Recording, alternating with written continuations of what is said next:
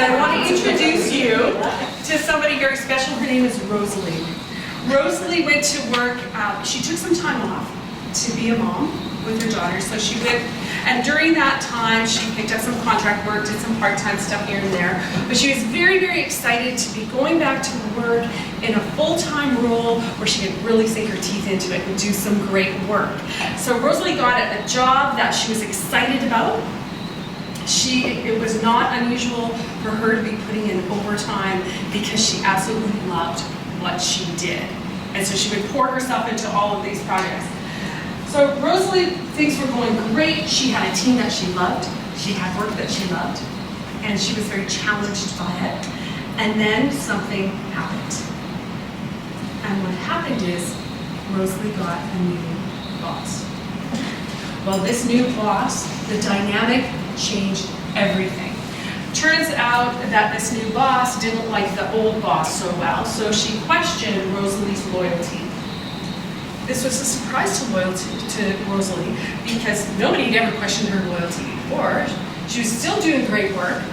She was still churning out the same amount of work that she always did, so her productivity and her quality was not in question, just her loyalty. So where did this come from? It was very strange to her.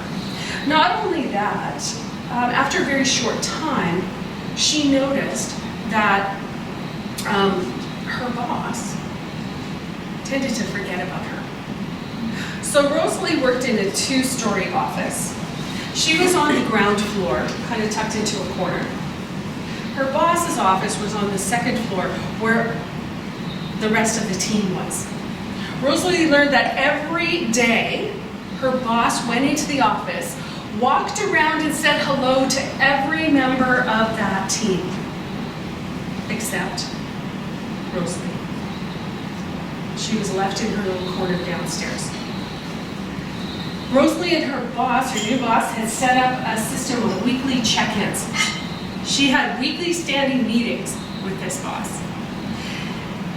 It happened a few times that she went up and had her meetings, but very soon after joining up with this new boss, Rosalie started going upstairs for the meetings and would find that her boss was in a meeting with somebody else or on the phone. Sometimes, to make it even worse, her boss was on vacation or out of town at another office and never let Rosalie know.